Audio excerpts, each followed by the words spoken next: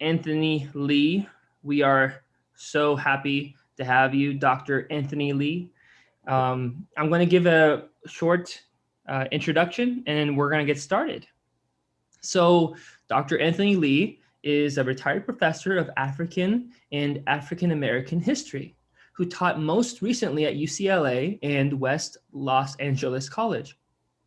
He has published a number of books and papers on the history of the Baha'i faith in Africa and in Iran. He is co-owner of Kalimat Press, a small independent Baha'i publishing company. He is also a poet who, with the late Amin Banani, translated the poems of Tahirih and has published 5 other books of poetry in English and in English translation. So today, our topic, it is the African presence at the genesis of the Baha'i faith. A very interesting one indeed.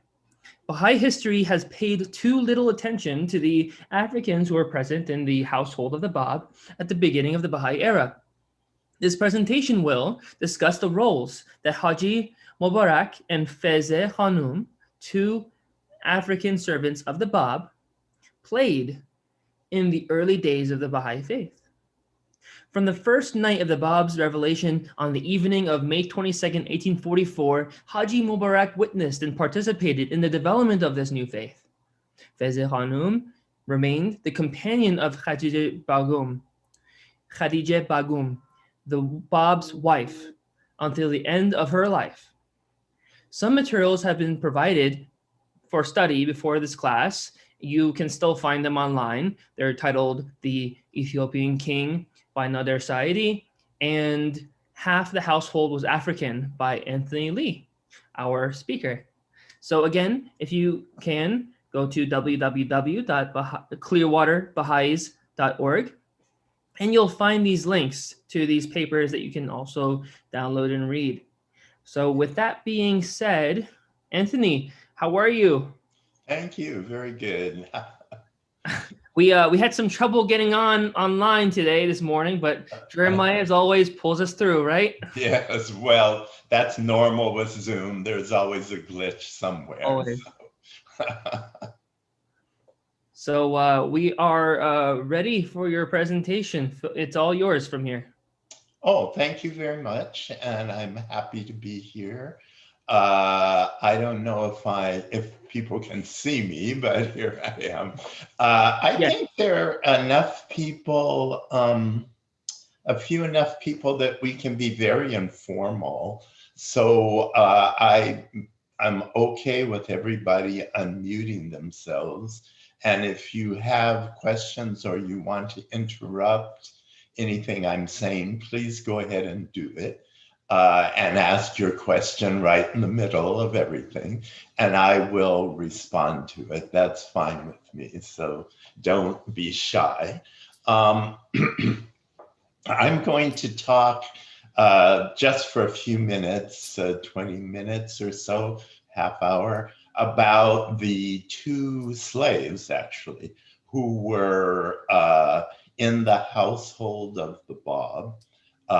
One is Haji Mubarak, who was a man, of course, and who is known in the dawnbreakers in the Baha'i world as the Ethiopian servant of the Bab. And the other one is Fezzeh Khanum, who came into the Bab's household as a very young girl of 6 or 7 years old, and remained the companion of the Bab's wife until the end of both of their lives, actually. So both of them are briefly dealt with in this book, Black Pearls, which was published by Kalimat Press. And unfortunately, right at this minute, is no longer available, though I'm trying desperately to get it reprinted. Though I do have an electronic copy of the book. If anybody wants it, I'll be happy to send it to them for free. I mean, and it covers a number of the Black servants and slaves that the author, Abu Khazem Afnan, who was a relative of the Bab, he grew up in the Bob's family, of course, and all of these slaves and servants were in the household at all times. So he wrote this book and wrote down his memories, which is a great service for us because it gives us a lot of information about these African actors. All right, let's talk about Haji Mubarak. If you have seen Nader Saiedi's paper, The Ethiopian King, which is available here, you know that Dr. Saiedi, who is a Baha'i and a professor at UCLA and is teaching classes on the Baha'i faith, on the Baha'i writings, and on Baha'i history, he was asked by the House of Justice a few years ago to come and survey all of the body of the writings of the Bab that are collected in Haifa, which is not everything, of course, but is a huge amount. And he did, and through this survey of reading everything that was available, he made some discoveries which were quite astonishing. And one of them concerned the Bab's servant, Mubarak, who Baha'i history has not paid a great deal of attention to, actually. He is known in he is known in the Dawnbreakers as the Ethiopian servant of the Bab, but he's not even named in the Dawnbreakers. He kind of goes nameless. And he is given some credit for taking oral messages back and forth among the letters of the living, but then he kind of disappears. That's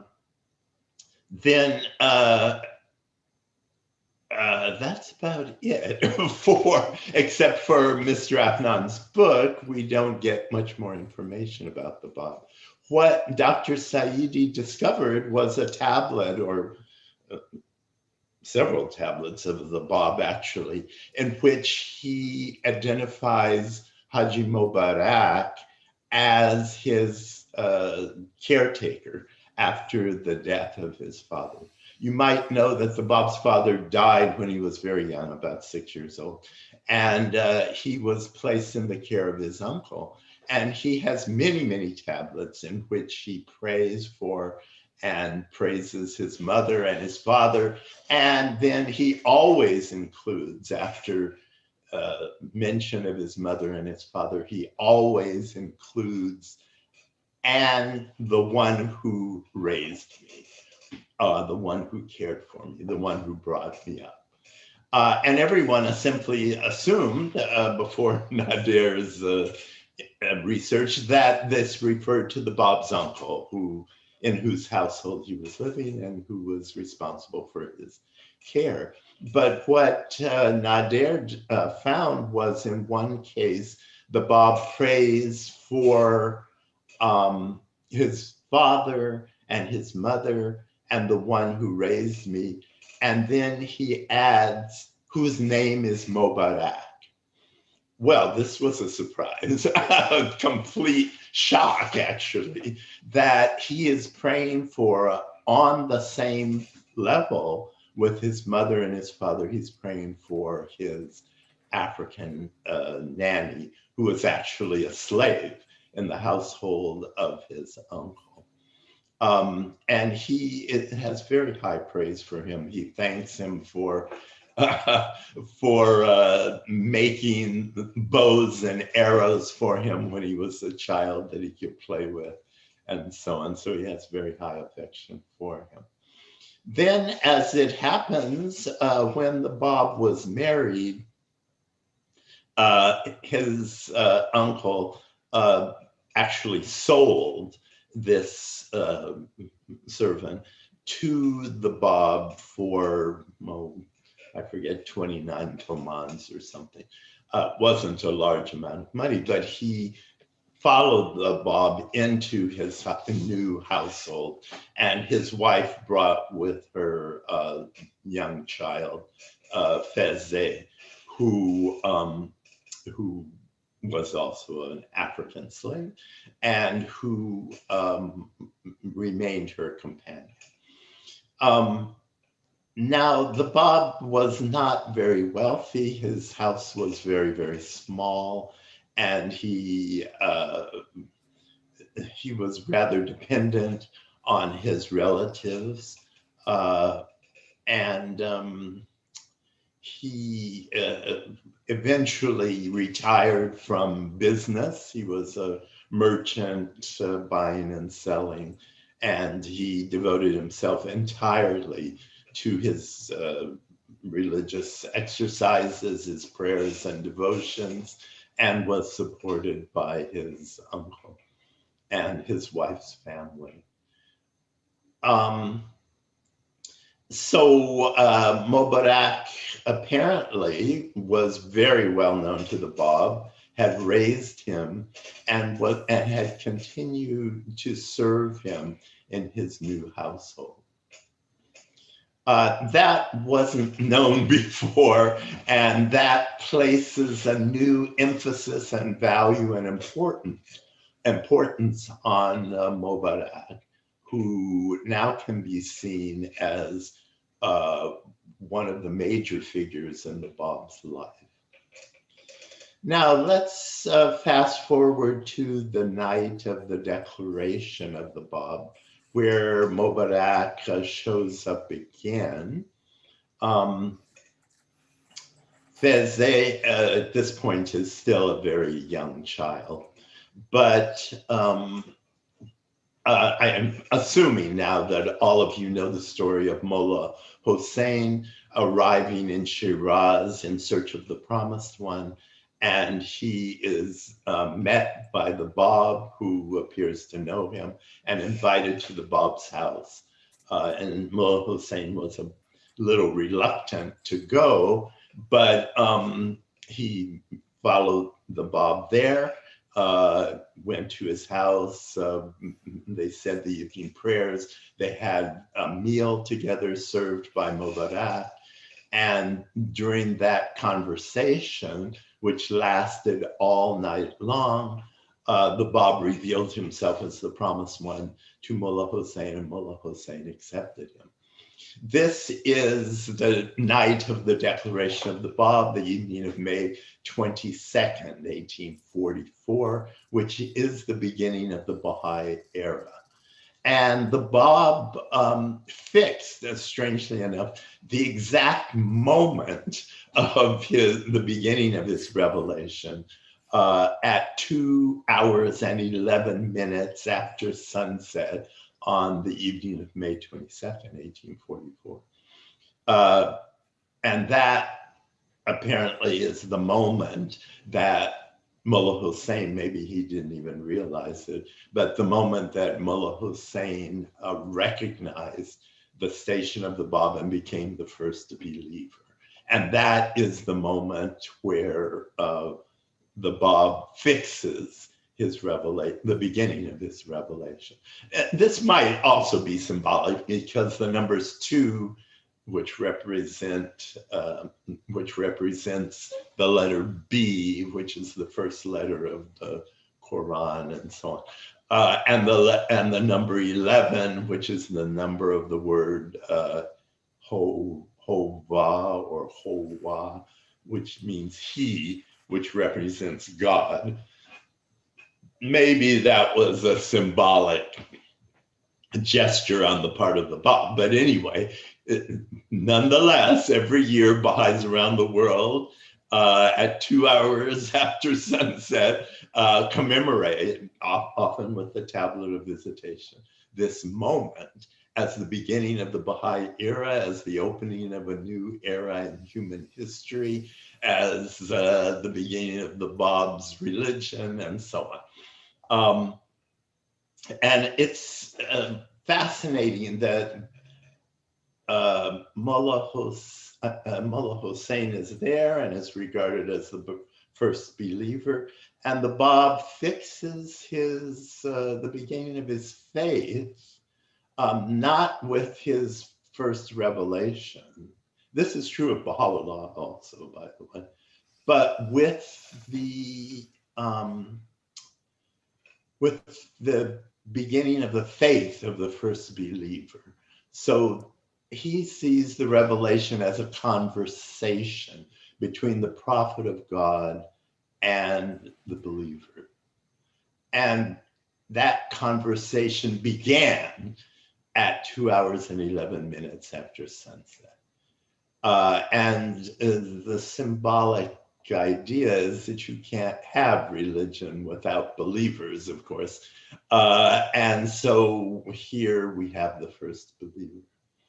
Now we know that story very well.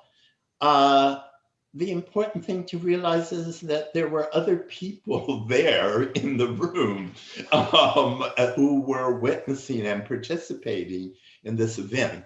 And though Nabil in the Dawnbreakers kind of ignores them, nonetheless, we know from other sources that the Bab's wife, Khadijih Khanum, told this story quite often, that she was told by her husband that is the Bab, that he was going to have an important visitor, and he asked her to retire without him and he would entertain the visitor.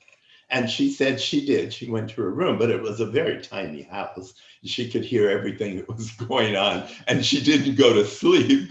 And she says, and has passed down orally, and it was written down in the book Khadijih Bagum by Mr. Balyuzi, I believe, that she heard everything that was going on in this conversation between Mullah Hussein and the Bab, and understood the beginning of the revelation. She even says that before that, she had seen the Bab in his prayers and believed in him and recognized him.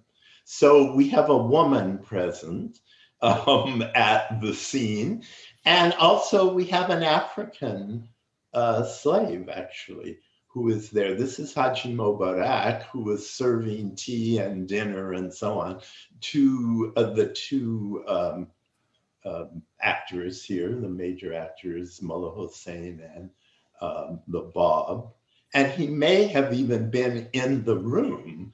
Well, he certainly was in the room during part of the conversation, but at the moment of 2 hours and 11 minutes after sunset, even if he wasn't in the room, his room was right next door, and he certainly didn't retire for the night while his master was awake and entertaining a guest. So he was there. He also heard this moment, and should be included in our sacred history as a participant in this seminal place, the seminal moment in the history of the Baha'i faith and in the history of the world, really. For Baha'is, this ends the prophetic cycle and begins a whole new cycle of human history. Now, we can understand that Nabil wasn't paying much attention to women and slaves in his history, and he doesn't throughout the entire history. He never gives much attention, even to Tahirih, actually, because it wasn't considered proper to talk about women during that period. It wasn't considered right to discuss the Bab's household, his wife or his slaves. Nonetheless, we can see historically that they were both there. And when we tell this story, we should include them as being full participants in this important, important doesn't quite cover it, does it? This profound moment in Baha'i history, that this included at the genesis of the Baha'i faith, both a woman and an African. So that Africans were right there at the beginning and participated in the great announcement, so to speak. We know that Haji Mubarak, besides raising the Bab, was literate. He was a Muslim. He had converted to Islam. And that the Bab had, when he wound up his affairs, he had entrusted Mubarak with the job of settling his accounts and paying his debts and collecting from his creditors and so on to finish his business, which means that Mubarak must have been not only literate, but he was also familiar with the traditional accounting systems that were used that were very complicated and required special knowledge. The Bab also, when he, shortly after the declaration, went on pilgrimage, brought with him only two people. One was Qudus, of course, who was the last disciple and in many ways the most important disciple of the Bab. And he was chosen to come with him to Mecca, where he was going to make his declaration right at the center of Islam, which he did. Eventually, nobody paid any attention, of course, but he was there. And he brought with him Mubarak. Mubarak was kind of used as a secretary, because during this entire trip, the Bab was revealing prayers and tablets and treatises and so on, and it just kind of flowed out from him. And Mubarak was taking them down and preserving them in writing. So he was quite literate and quite capable. There is also this incident where on the pilgrimage, an Arab thief kind of rushed into their camp as the Bab was saying his prayers and grabbed the saddlebags and ran off. They were simply filled with the Bab's writings. And Mubarak was ready to get on a horse and go after him. And the Bab prevented him. So he was very trusted, and he was a part of the Bab's life. When the Bab returned to Shiraz, he was arrested and placed under house arrest. He was not allowed to see anyone, but there was his house was attached to his uncle's house, and there was a secret passage that nobody knew about, where guests and pilgrims and believers could come secretly to meet with the Bab. And it was Mubarak who kept this secret and was guiding the pilgrims in to see the Bab.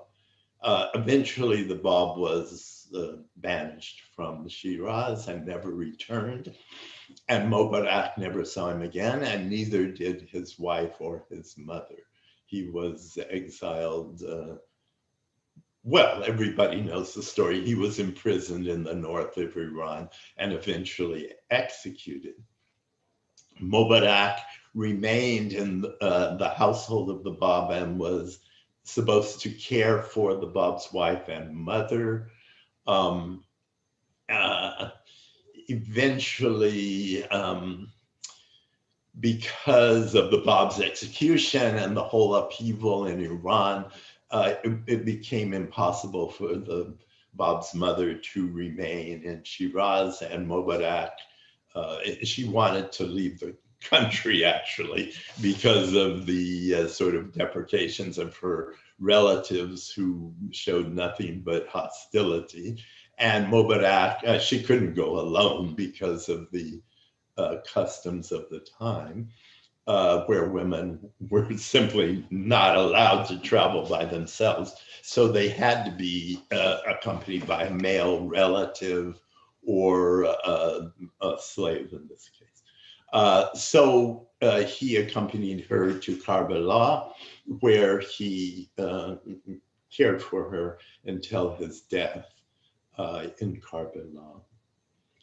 All right, so that's the story, the value, the importance of Mubarak. Fezzeh remained a companion of the Bab's wife and suffered all of the persecutions of that the Bab's wife had to go through during this time.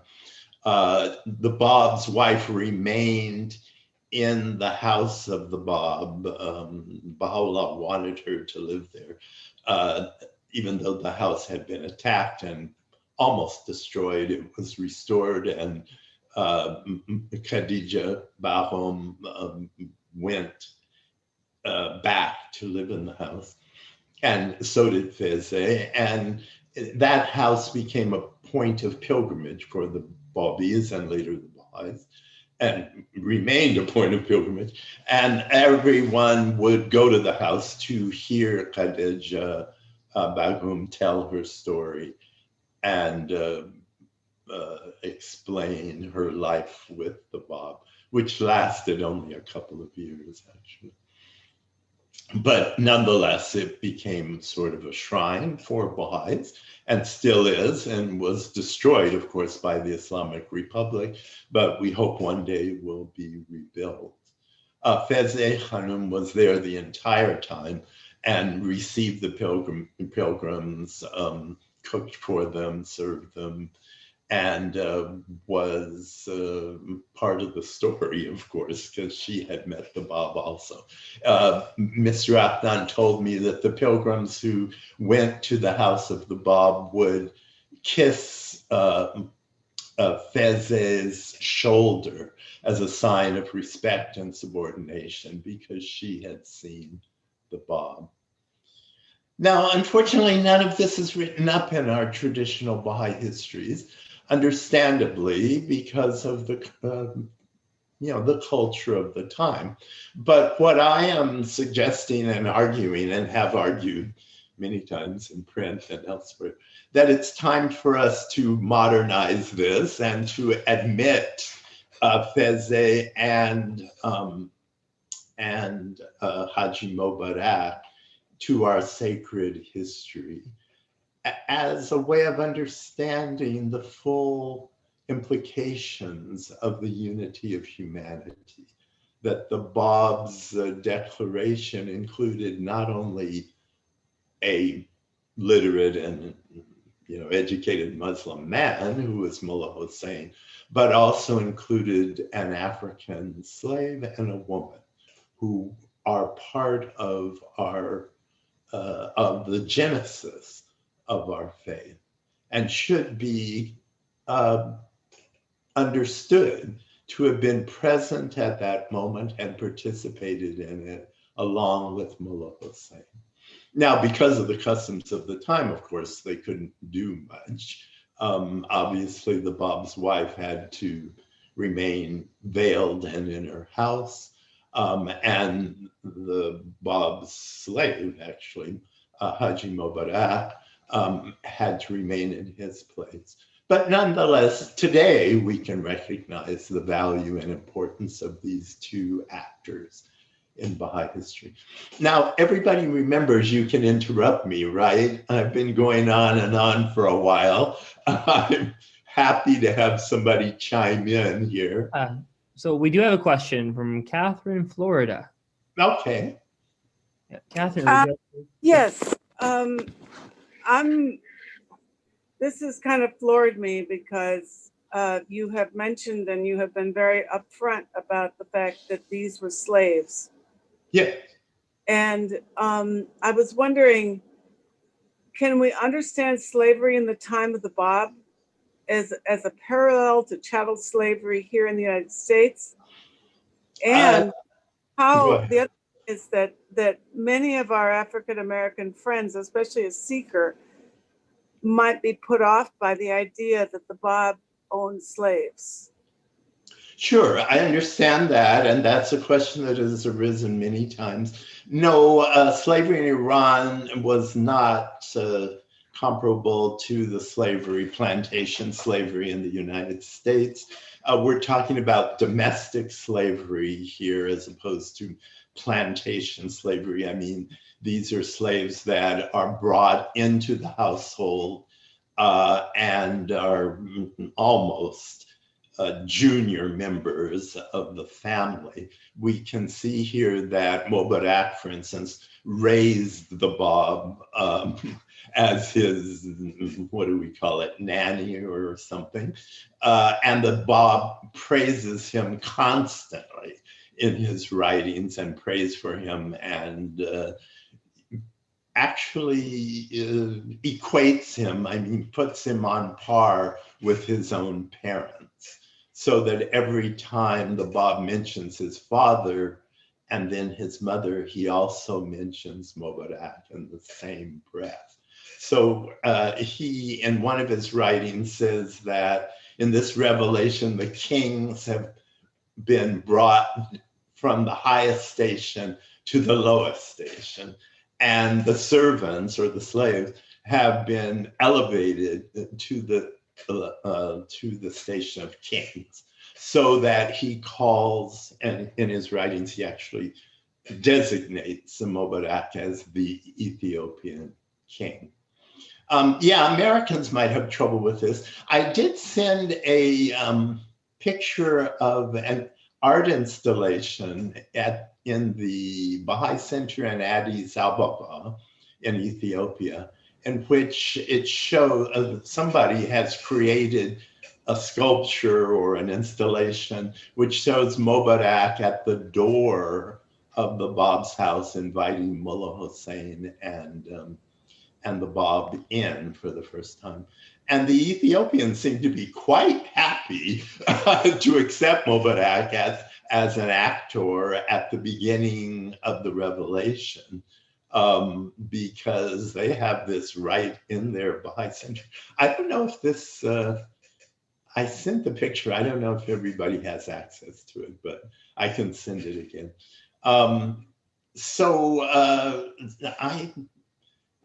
I think we have to understand slavery in a different way. Slavery was a domestic necessity for any wealthy or even middle class Iranian family at the time, because of the seclusion of women, which was also a necessity for middle class and upper class families. These are histories of oppression which are universal in the world, but let's talk about the Iranian example, where women were supposed to be veiled. They were not supposed to go outside of their house except maybe to the house of a relative or something. And therefore, there had to be somebody who was going to take care of the business of the household, the shopping and, you know, various other necessities for the household. And so every household had to have a slave. I have studied slavery in Iran and published a number of articles about it. Most of the slaves brought to Iran were women, actually, who were brought there for domestic service and also for concubinage, of course.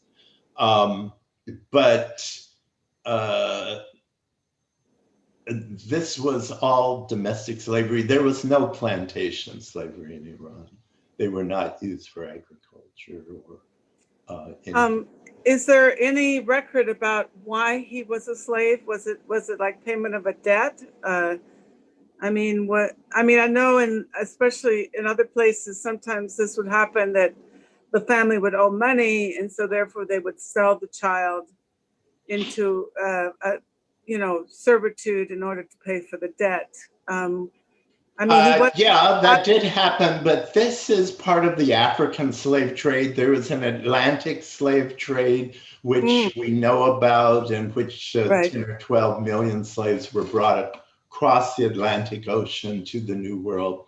There was also an Indian Ocean slave trade. It was not quite as large, but maybe over 100 years or so, about 2 million slaves, maybe 3 million slaves were sold over the Indian Ocean to Arabia, to Iran, to India, and to Indonesia, and China even. So there was a slave trade, that's my field, on the Indian Ocean, mostly of women again, sold not for labor, well, domestic labor, I guess, but maybe 2/3, 3/4 of these slaves were women. The others were normally eunuchs who were castrated in Africa and then also sold for domestic service so that they could serve in the household without there being any scandal. They could be in the women's quarters. So Mubarak, we have no idea how Mubarak was brought to Iran except as a part of this Indian Ocean slave trade. Now, these slaves in Africa were basically rounded up either in war as prisoners and then sold, or kidnapped, or brought to the coast from the interior of Africa, normally sold out of Zanzibar Island. Doctor, maybe please go ahead. Yeah, I think maybe for myself, what I think as a Baha'i, what I understand is that there were conditions at the time that the central figures did not create, but were forced to accede to because of circumstances. For example, Baha'u'llah had 3 wives. Yes. And also the women had to be veiled, and they had women. There were all kinds of things. He didn't buy Mubarak. Mubarak was bought by his father, his uncle. And the fact that there was, he bought Mubarak, but he didn't buy it in the sense of on a market. The fact he was actually transferring ownership when the sale took place, he was protecting Mubarak by keeping him in his household. Well, yeah, I mean, he knew Mubarak from childhood, and this was his closest companion. And of course, when he was married, he followed him into his household. There was a formal sale, but I think that was just a formality. And he was brought into the Bab's household as he had lived with him all his life. You're absolutely right that there were social conditions that the Bab could not simply erase, including the seclusion of women, including, slavery, including the general conditions of society, which his revelation was intended to overturn, but not instantly. We're still trying to overturn those conditions, actually. Would it be fair to say, however, because it sounds almost as if you're saying because they were domestic or household slaves, it was a better deal than working in the fields. And, maybe the labor was not quite as difficult, but the point still remains that they were slaves, whether they were doing domestic work or any other type of work. And we should acknowledge that, even if it was still in keeping with the customs of the time, and we can put it in that context and understand it, these were still people who did not have the freedom to come and go and do as they wish, and could be traded or given to another person. Yeah, we absolutely must recognize that. But at the same time, women were in exactly the same position. They were not free to come and go. They didn't have their own, lives. They were under the control of their fathers or husbands or brothers or uncles, and so on. I mean, we're dealing with a society where freedom is not an issue because nobody was free. Freedom was not a possibility. As a matter of fact, it would make you completely vulnerable to anybody who came along. This is a society in which you had to have a protector who was Muslim, first of all, and who was wealthy and powerful. And if you didn't have a protector of that kind, you better find one, because you would immediately be either killed or enslaved. For an example, she was a woman. She gets killed. She doesn't have protection anymore, and she gets killed. Who is that, Tahirih, you mean? Tahirih, yeah. Yes, exactly. Yeah, she no longer was under the protection of her husband or her father. Baha'u'llah tried to protect her at some point. And then once she lost that protection, then she could be killed with complete impunity. I also have in my research, this is a little off to the side, but there is an example I came across of two African women who were sisters and who were enslaved and were purchased. This has nothing to do with the Baha'i faith, but they were purchased in Mecca on a slave market by a wealthy man who was returning to Arabia. On the way back to Arabia, their master died. And suddenly they had, not only were they free, but they had access to all of his money. And they continued their journey and were trying to get back home to Africa. They went to a port city of Basra, at the southern tip of Iraq, but they had no protectors. And within a very short time, somebody just came along and re-enslaved them, took their money. And what are they going to do? Call the police? I mean, there aren't any police. There's no such thing. And, you know, unless you have somebody to protect you, you're just at the mercy of whoever wants to come along. So even, you know, slavery was not abolished legally in Iran until 1928. Up until that point, people were legally held as slaves in Iranian households.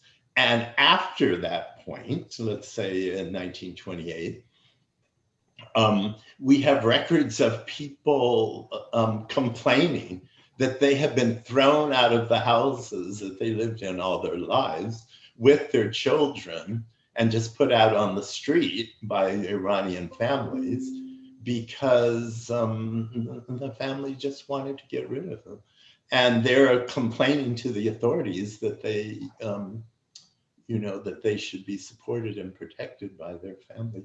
It's a completely different society. It's hard for us to even imagine a society where you have no rights, you have no law, besides religious law, of course. I like to add something. Sure. I like to add something. If Yeah. my mom was alive, would be more than 100 years old, from Yazd, Iran.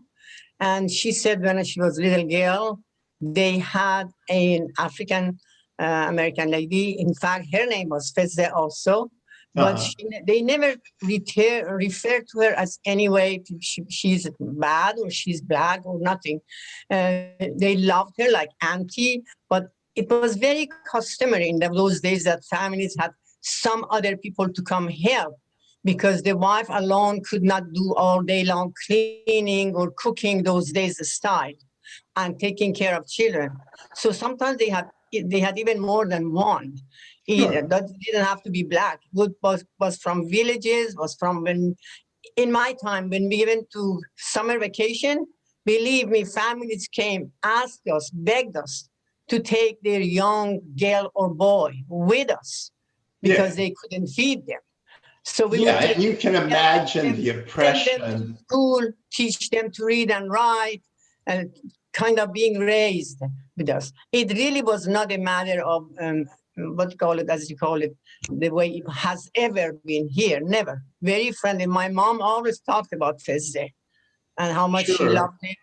And when she got sick, you have to recognize that this is a consequence of horrific oppression, not only of African slaves, but also of Iranian peasants. Can you imagine the condition of a family that is willing to give away their children Yes. to strangers who were just on vacation in order to give them a better life? I mean, this is horrible, horrific. Now, if they're brought into a kind Baha'i family, they might be taught to read and write and raised and educated and so on. But that entirely depends on the family that they were given to, as they might be under terrible conditions. No, we can't apologize for slavery. Slavery everywhere in the world was a terrible condition of oppression and isolation. But at the same time, we have to recognize that slavery was universal. It's known in every society in the world. It wasn't even questioned until the middle of the 19th century. So that every society, traditional, Chinese, Indian, Iranian, African, whatever, had slavery. And this slavery was oppressive. And slaves could be in better or worse situations, but they were not, well, nobody was free, but they were attached to an owner. Let's put it that way. Baha'u'llah also owned slaves and freed them, very famously. He has tablets, letters of manumission in which Baha'u'llah establishes the principle that we are all slaves to God and that he can't own slaves because he is a slave and he gives his freedom to his slave. And then later in the Kitab Aqdas, of course, he completely forbids the buying and selling of slaves. But you will notice that even in the Kitab Aqdas, Baha'u'llah does not command the Baha'is to suddenly turn their slaves out into the street, because that would be impossible. He does say that there can no longer be buying and selling of slaves, which would eventually, of course, have the effect of abolishing slavery altogether. Well, there's a question from Jackie Newberry. She Please. wanted to know if she doesn't want to talk. So Okay.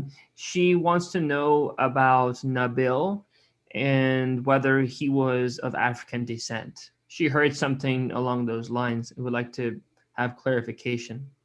Not that I know of. No, Nabil is not of African descent. He was a companion of Baha'u'llah and, of course, the writer of the Dawnbreakers. And Baha'u'llah asked him to write a history of the faith, and he did.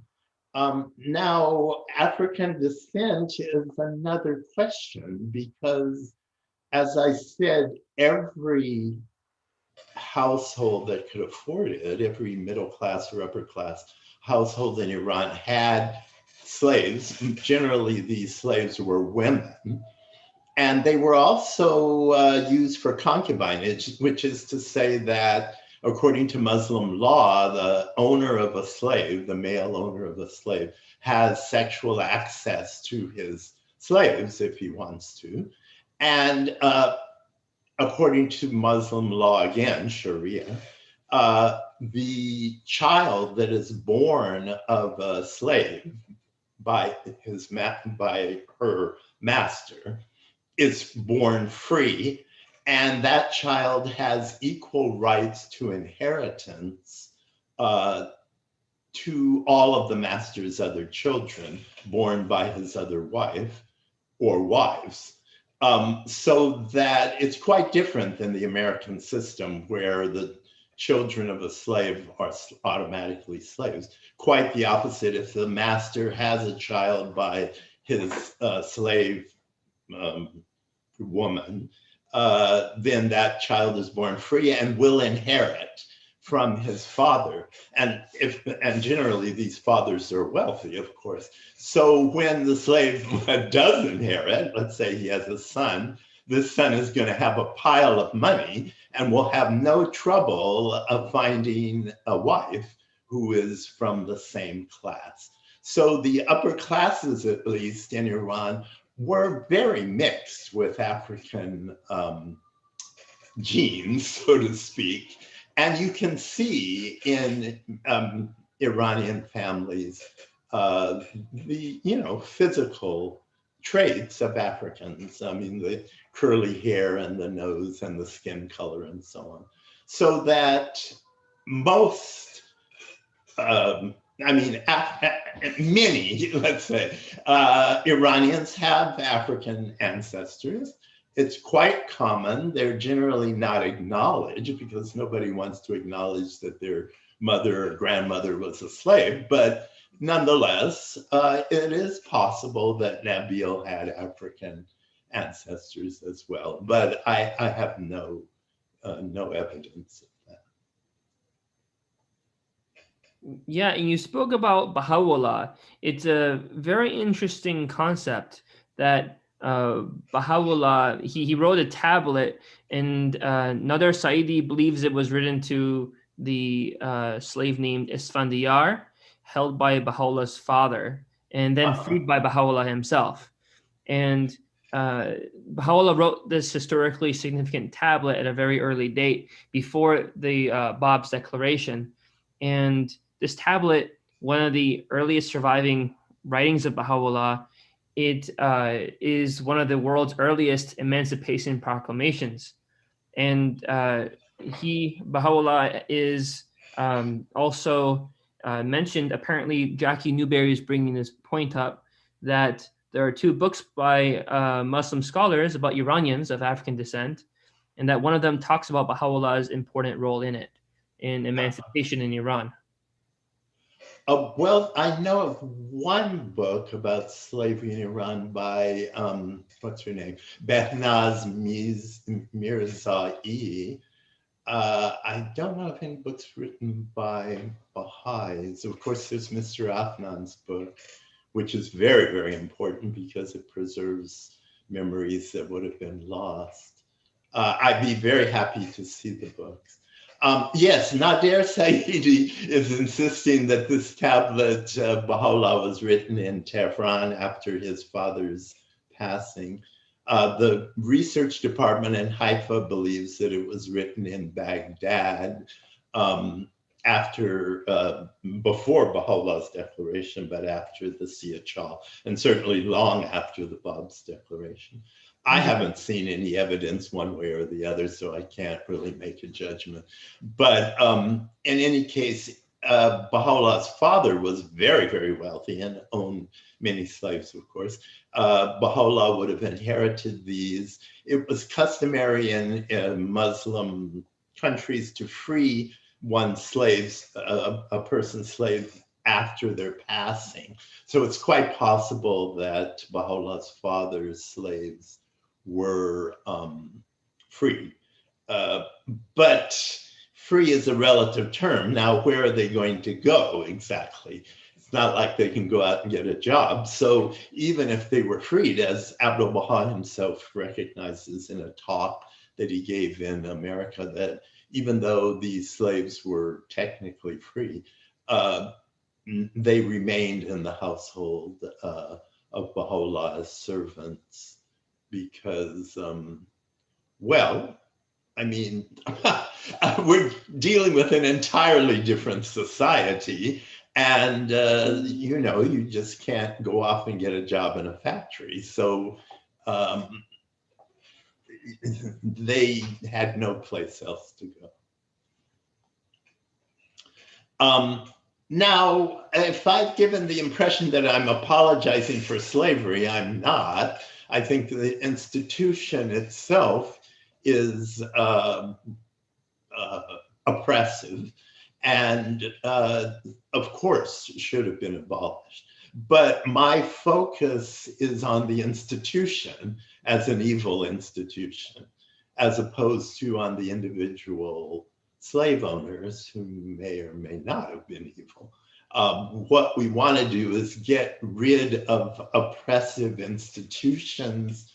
After slavery, of course, we have indentured servitude, we have racism, we have, institutionalized racism and so on. I mean, the oppression goes on, and it's a constant struggle against all forms of inequality and oppression, especially those based on race. The slavery in Iran was not based on race. There were white slaves coming from Russia and from Arabia, as well as there were black slaves coming from Africa. But nonetheless, it was just as oppressive. So now I sense that we're having a hard time with this.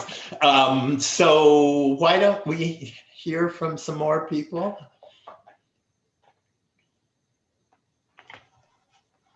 Yeah, questions are open. I have a question regarding language. You distinguish between slavery in the West and in the East. And granted, we're talking about slavery, but within that, I wonder if there's any language that distinguishes different types of servitude in the East during the time of the principles of the faith.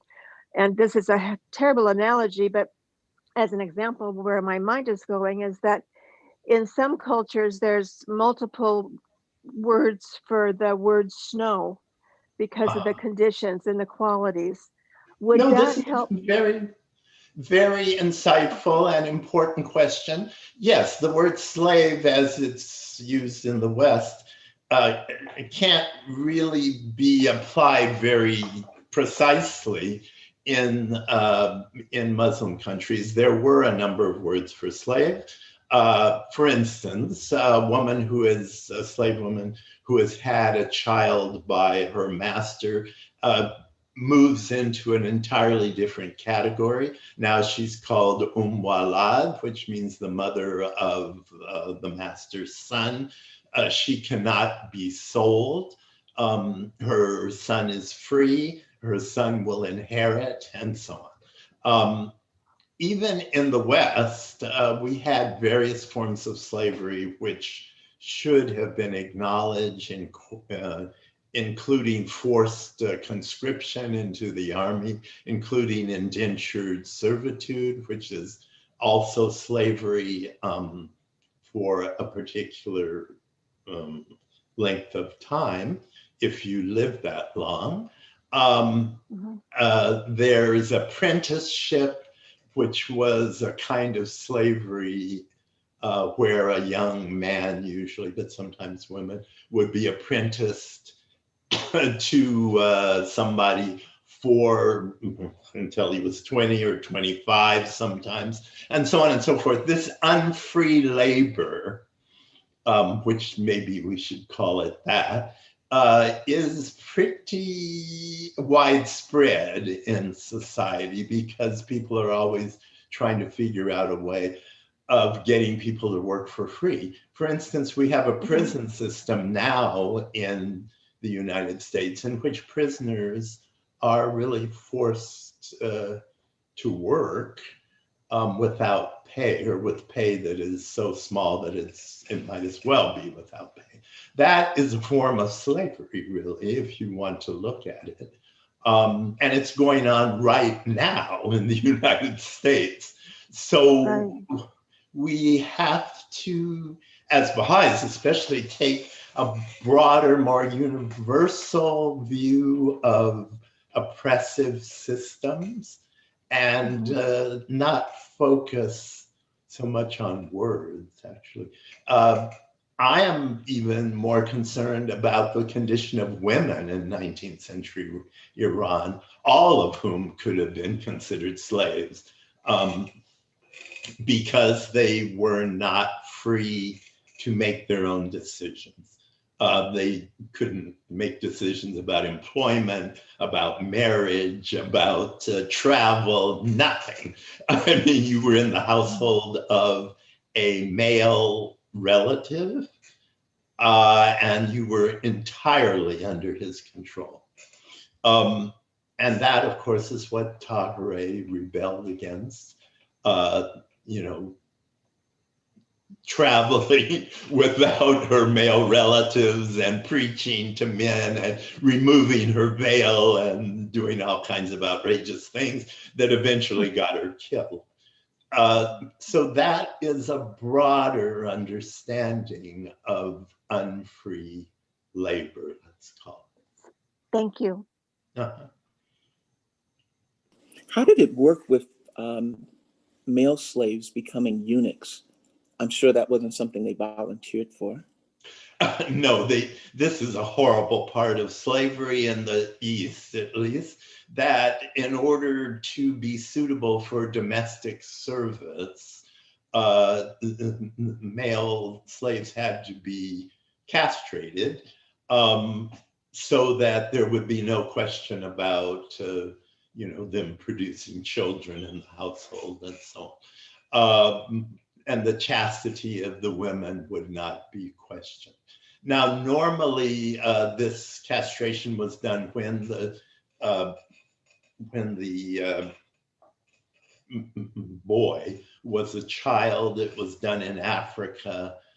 This is actually forbidden in Islam, but you know, they found people who would do it anyway. It was a horrible operation.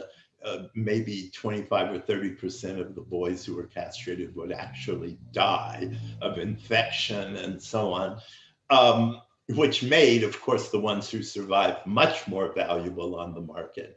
And that's why they did it. So they could sell a castrated boy into a family for a very high price. Now, generally, these boys were brought into to the family when they were children, and they remained there for the rest of their lives as the servants in the anderun, that is the women's quarters of the house.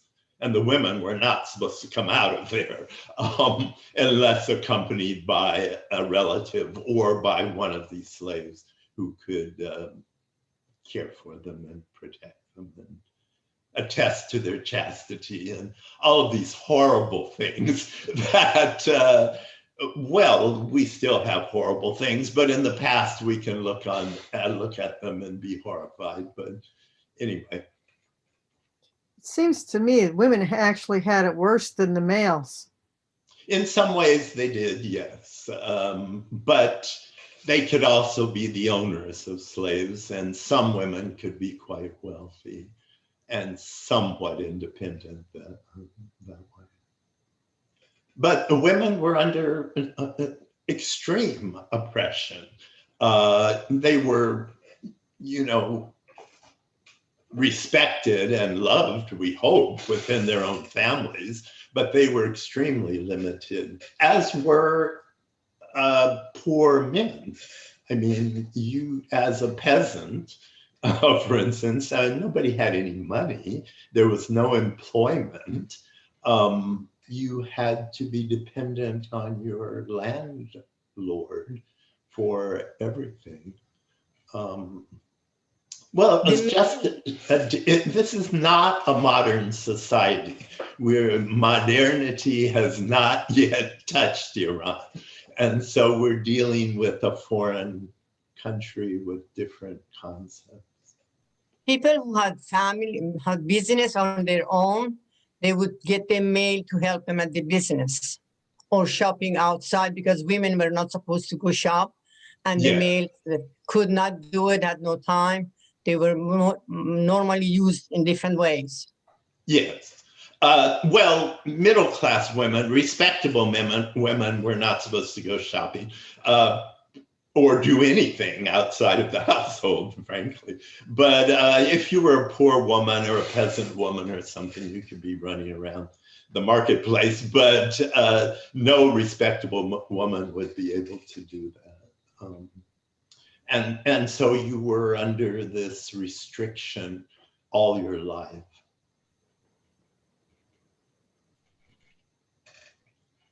Now, unless this becomes a downer, guys, let's remember that the whole point of the Baha'i faith was to overturn this society and to bring freedom and equality to humanity, a humanity that didn't yet know it.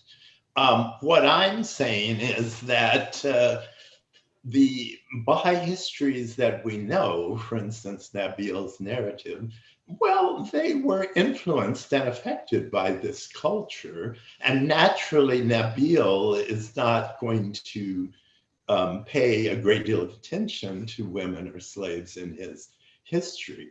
And we can forgive Nabil for that because that's the world that he grew up in. However, I cannot forgive Baha'i historians today for doing the exact same thing. Now is the time to recognize that our history is broader than just what Nabil wrote, that there are Africans who were present at the very moment of the genesis of the Baha'i faith. And that's something we should celebrate and explore further. There was also a woman who witnessed the declaration of the Bab and was the point of pilgrimage and veneration by the Baha'is for decades afterwards. There was also an African woman who was there, who was also venerated by the Baha'is when they went on pilgrimage to the house of the Bab. And that is part of our history and something we should be very proud of and we should celebrate. As a matter of fact, when Khadijih Bagum died, she died prematurely, actually, of dysentery in Shiraz. Her servant, Fezzeh Khanum, died on the same day, also of dysentery. I suppose they ate something that was bad. But Baha'u'llah, when he received the news, reveals a tablet for Khadijih Bagum and also for Fezzeh, saying that they are both forgiven, and anybody who died on that day is forgiven by God and venerated as sort of like a saint or something. So that these people, the Africans, both Haji Mubarak and Fezzeh Khanum, have a very, very high station in the Baha'i faith, which has not really been fully recognized. Which is a happy thing, by the way. And we don't have to feel bad about it. We should feel quite good about it, actually.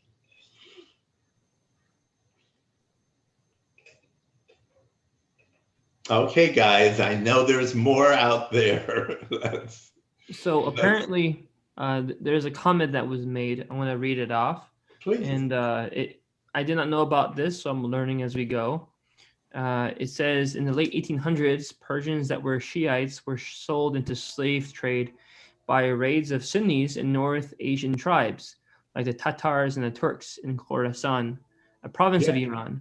Slave trades were not only Black Persians, but they were Persians, Koreans, Chinese, Indians who were sold into the slave trade in the late 1800s. And also there's a large community of Persians in northern China that was taken as slaves in the period of the Mongol invasions. Sure. Interesting. There's slavery is universal. There were slaves everywhere before the 19th century. And it's only in the 19th century when there was this sort of awakening in Western civilization that slavery was evil and unacceptable. People were sold back and forth as slaves. Women were sold back and forth into concubinage. It's a history which generally is not taught, but and peasants as was said before, maybe in times of famine and so on, were forced to sell their children into slavery to survive. So I understand that modern day right now in Iran, because of the terrible situations that some people are in, that they're still committing this act where they are giving their children away so that they can have a better life to be fed as slaves. And it's appalling that this is today happening among people in that same country. So it doesn't seem, though it's illegal now, it doesn't seem that it's ended. It seems that it's only taken a new form. Yeah, absolutely. Yeah. You can say the same thing about slavery in the United States. When slavery ended, after the Civil War, okay, we didn't have slavery, but we had systems of peonage and, prisoner forced labor, chain gangs, sharecropping, where you were in debt slavery, and so on and so forth. There were various ways of exploiting Black labor, as there are today. I mentioned prisons. We have mass incarceration and the exploitation of prison labor. So it's never over, guys. We just have to continue to struggle against. I like to add one more. In the absence of telephone, in Iran, they were used maid servants as going asking other people how are they doing, if they are fine, or if they need something, or this family is going to visit them the next day. They were bringing news back and forth. Yeah, they you were can really see that in respected. the Dawnbreakers with the Bob sending messages back and forth among the letters of the living. Mubarak was carrying these messages back and forth among the letters of the living. And obviously he was aware of what he was saying and knew exactly what was going on and was part of the inner circle of the Bob's followers.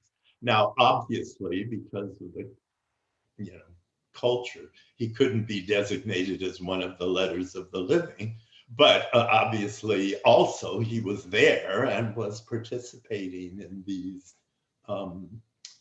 conversations. I'd like to make a quick comment, if it's okay.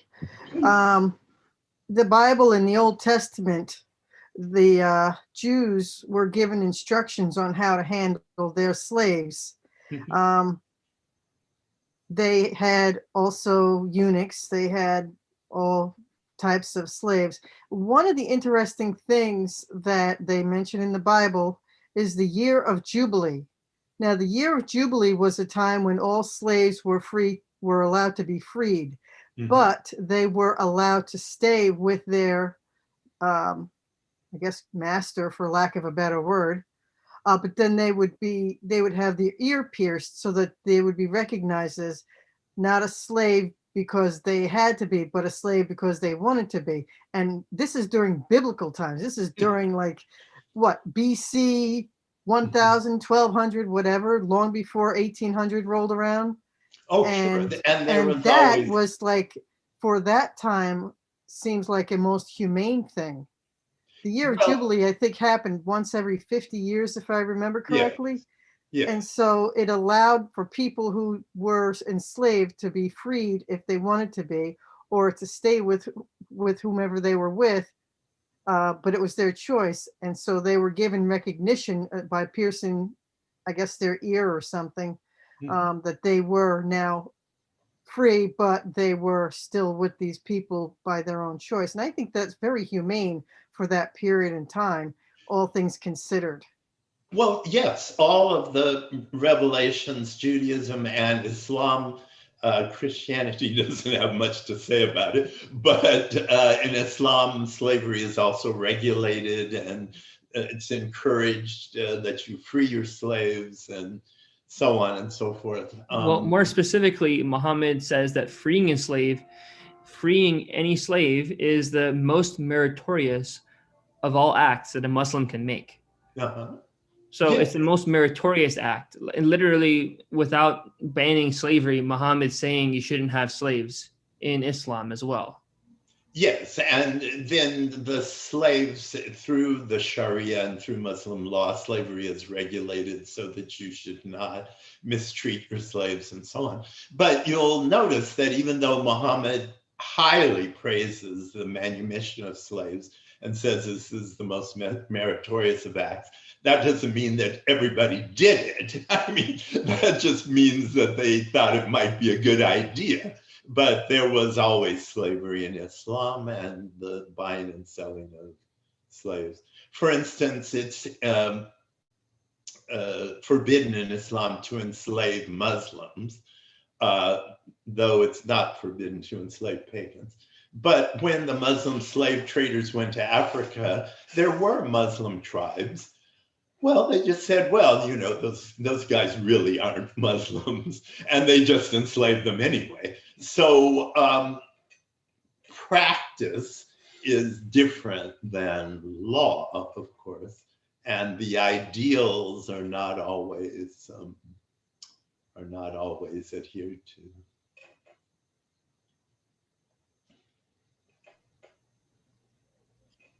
That's, I think, a very, very big lesson to take away, as it is applicable today as it was then.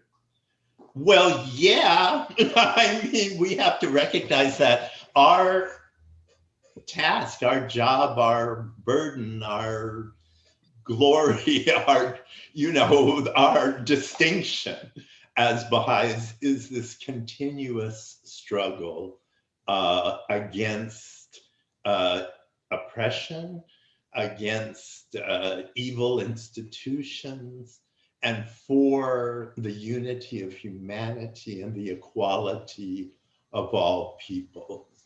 I mean, Baha'u'llah makes this great call to humanity. O well-beloved ones, the tabernacle of unity hath been raised. Regard ye not one another as strangers. You're the fruits of one tree and the leaves of one branch. That is such a remarkable call to humanity, which we have not yet lived up to, of seeing all humanity as one people and oppressing nobody. I mean, I can't even imagine at this point, but for the rest of our lives as Baha'is, that's the call. I mean, and for me as a historian, I see it as a call not only forward into the future, but also backwards into history, that we should rescue the humanity of people who were oppressed and whose humanity was denied, like slaves, for instance. So what my work has been in academia was to go back into the history of Iran and see how many slaves I can rescue from oblivion and tell their stories. And the Baha'i history has this rich history of Mubarak and Fezzeh, where because they were present in the household of the Bab, we know a great deal about them and can affirm their humanity in history and rescue them from, well, oblivion. We can't rescue them from oppression anymore, but at least we can honor their humanity. That's what I do anyway. Those are very spiritual words. Well, I hope so. I don't know. Anyway, if anyone is not familiar with Black Pearls, I'm happy to send an electronic copy to Jeremiah. Maybe he can get it to you, or you can email me. I, have other resources on slavery in Iran. Nader Saiedi's, I can't read, what does it say? Somebody put a chat up, but my eyesight is so poor I couldn't read. There are other resources that were made available. Nader Saiedi's paper on Mubarak, and also my paper where I'm, arguing for a wider Baha'i history that would admit these people into our sacred history. I was the one that just put a note in the chat, and unfortunately you weren't able to read it because the print is unfortunately quite small. I was just trying to say it's a very beautiful and noble thing that you're doing, trying to rescue these people from non-recognition to being recognized. And I just hope that God blesses your efforts and your continued efforts in this cause. I think it is beautiful. So thank that's all you. I was trying to say. Yeah, I feel very, very strongly, very passionately about these people who, during their lifetimes, and I'm not talking about Baha'is now, but during their lifetimes, these slaves who were, denied humanity and who were regarded as non-persons. And I want to reaffirm their humanity and turn them into real persons in history, even though they're dead. So that's what I do. And including in Baha'i history, by the way, Mubarak was there kind of at the door of the Bab's house as his Ethiopian servant, but he was kind of a non-person, in Baha'i history. He was, kind of the Ethiopian servant. He didn't even have a name. But now we can see him as a person. And even though our traditional histories didn't. Yeah, I wanted to comment on that personhood as well, and the way that we know them as the Ethiopian servant, or the companion of Khadijih or whatever. We don't. Everyone else, as an English speaker reading the Dawnbreakers, everyone else has about 10 names. They have their name and the city they're from, and a title, and the title Baha'u'llah gave them, and the title, the title they were called something else, and these servants were also just given like Fezzeh, one name. And Mubarak is usually referred to as just the Ethiopian servant, or Mubarak, without even the Haji, which means that he went on the pilgrimage with the Bab. That's why he's Haji. So I think it's really important to give them as many names as possible as well, because it's part of elevating their station to parity with to personhood. Yes.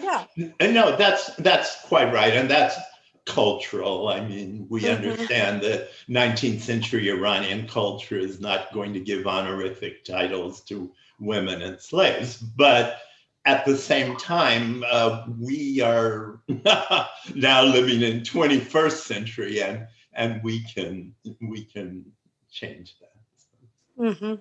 We have some Baha'i families from those people who were, African in Iran. Yes, that's true. And many of these became Baha'is, and their descendants are still alive. Actually, I interviewed one. This is on another subject, but I'd written a paper on Fezzeh Khanum, who was the slave of a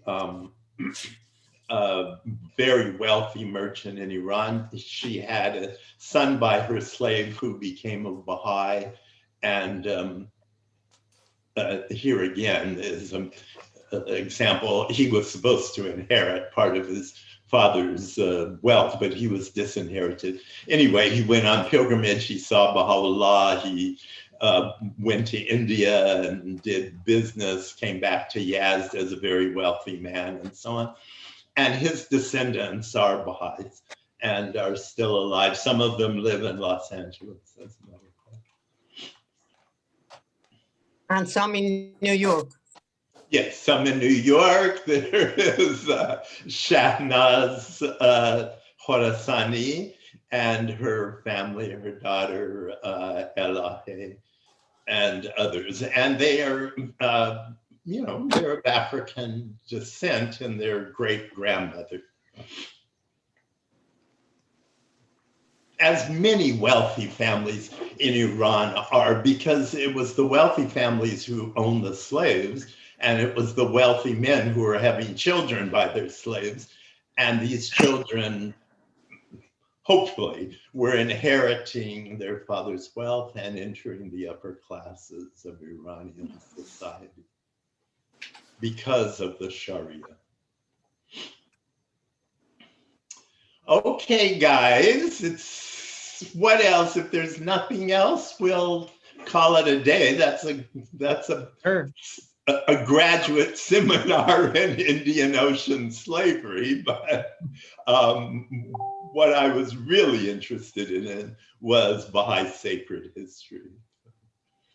Yes, well, we, as you may see in the chat, there's been, and we had some actually tell you, there's been thanks for your hard work, and more importantly, this beautiful talk, and also questions about how to access your book. So the book that was just shown, The Black Pearl, can you please put it up again? Oh, sure, of course. Unfortunately, this was published by Calumet Press, and unfortunately, it's currently not available, though I'm trying desperately to reprint it. But I do have an electronic copy, which I think I'll send it to Jeremiah, and you can, I think everybody's in touch with him, and you can get it from him. If not, you can email me directly. My email address is member1700, member1700 @gmail.com, member1700. And I will send you the electronic copy and you can read it that way. This is the memories of Mr. Afnan of all of the Black, well, the African servants and slaves who he remembers in the Afnan household. Mm-hmm. And it's an extremely important memoir, because no other Iranian in the country has ever written down his memories of the slaves in his family. It just never happened. And that's for cultural reasons again. And I believe Mr. Afnan is the only person who ever sat down and remembered these slaves in writing. And basically he was writing for the African Baha'is, but his book was published. Thank you so that's much. Another Baha'i contribution to Afro-Iranian history. And better yet, as it's been made available to those of you who are watching on YouTube and Facebook after the fact, as well, or those of you who are here now on Zoom, please reach out on the clearwaterbaha'is.org website on the contact section, and we can get that book out to you. Jeremiah will be keeping an eye out. So okay. Great. Somebody else put up a chat that I can't read. Jackie Newberry, she said, "Thank you so much. I luckily have the book. I will read it." Good. So that being said, it is about time for us to get going. So again, we will be having this beautiful presentation online for those of you who joined in the middle or what have you, or those of you who haven't seen it yet. By all means, check out our library of videos on YouTube, Clearwater Baha'is, the YouTube channel, or on Facebook, the Baha'i Center of Clearwater. Thank you, everyone. Well, thank you so much for this. This was great. I enjoyed it so much, and I'm so happy to meet you all. And we look forward to having you visit. Thank you very much. God bless. Thank you. Thank you. Allow